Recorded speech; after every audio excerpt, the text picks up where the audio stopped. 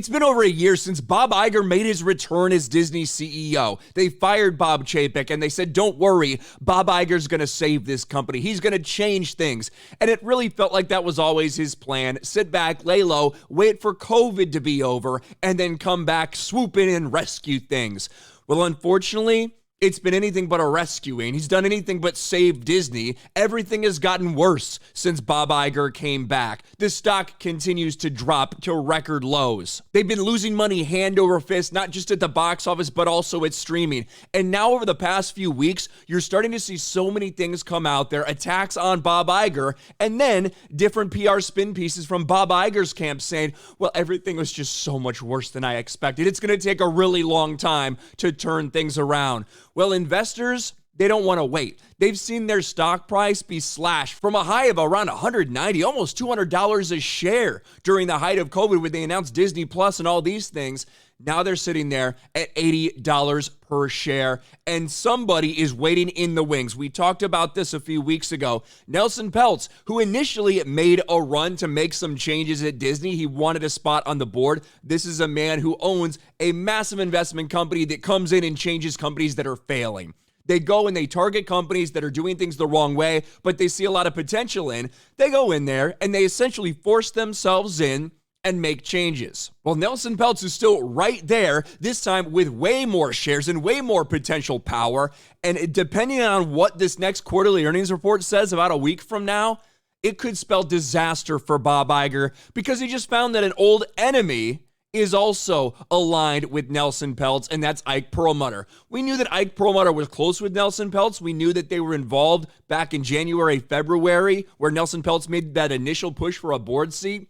Well, now it's an even closer relationship because not only does Nelson Peltz have a bunch of shares that his company controls, but Ike Perlmutter, who was recently fired by Disney, by the way, happens to be a massive Trump supporter. This is a guy who helped save Marvel decades ago and was around for the beginnings of the MCU. He got pushed out because crazy. He wanted to do things like keep costs under control and maybe not focus on characters that the audience didn't care about. That was enough to get Ike Perlmutter forced out the door. Kevin Feige didn't like him. Bob Iger didn't like him. And a few months ago, he was fired. Well, he still has a shit ton of Disney stock under his control, and he's teaming up with Ike Perlmutter to make a massive headache for Bob Iger. This is what happens when you have a failing company, right?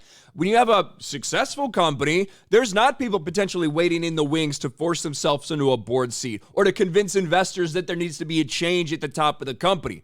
But that's what Nelson Peltz is looking to do, and he's got a lot of leverage because Disney has been failing in every aspect. Investors are furious right now. They have been losing money hand over fist, and like I said, whatever is going to come out in this most recent quarterly earnings report, which is actually at the end of the fiscal year for them, it could be very, very telling. But I wanted to go into a couple of the statements from Ike Perlmutter himself about kind of this team up that they're doing. However, since the proxy battle ended, Perlmutter was let go from his position at Marvel Entertainment, with the executive telling the Wall Street Journal he was fired because he wanted to keep costs down. I have no doubt my termination was based on fundamental differences in business between my thinking and Disney leadership because I care about return on investment. All Hollywood people care about is the box office. I care about the bottom line. I don't care how big the box office is. Only people in Hollywood talk about box office. Now, what he means by that is things that we saw like with Guardians of the Galaxy Volume 3 or Thor Love and Thunder. These things that people heralded as massive, huge box office successes. But when you really break down the numbers, what they spent to make these movies and promote these movies is wild. $250 million production budget, $160 million marketing budget. So in some cases, even with Guardians, you're talking about potentially maybe breaking even at the box office. And that is what Ike Perlmutter's talking about. Not just, oh, you got a big box office number. What did it cost to get that number? And does it make sense to spend that much fucking money? He also disputed claims he was let go due to redundancies and downsizing at the company. It was merely a convenient excuse to get rid of a longtime exec who dared to challenge the company's way of doing business. Oh, and by the way, a big-time Trump supporter. To get a big-time Trump supporter out of there as well. A new report from the Wall Street Journal reveals Peltz's increase in Disney shares is due to an alliance with Perlmutter.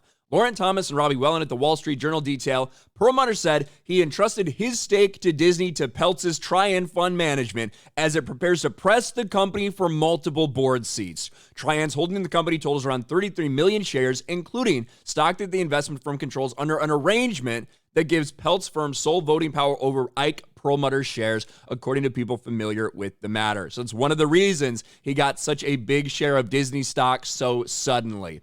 All of this has to be very worrisome for Bob Iger. That's why you're seeing so many PR spin jobs for him. That's why you started seeing a couple weeks ago people come out and saying it was just so much worse than he thought. And you're starting to see across every different avenue, whether it's Pixar, Marvel, Lucasfilm, all these people starting to point the finger and blame a lot of people like Bob Chapek that was there before Bob Iger came and took back over. It's this whole plan thing for people to pass the blame, pass the buck, not want to take responsibility for their failures. Well, as we know, Disney has been failing. That's why you have people coming in, waiting in the wings to swoop in and make changes and try to take control of Disney. Bob Iger is doing his best to fend off these people, but if the investors are sick and tired of you, eventually there's not much he's going to be able to do. Bob Iger has to be freaking the fuck out now, and rightly so. Let me know your thoughts about all this in the comments section below. Smash a like button, subscribe to the channel, ring the bell for notifications, share this video out there, and I'll talk to you later.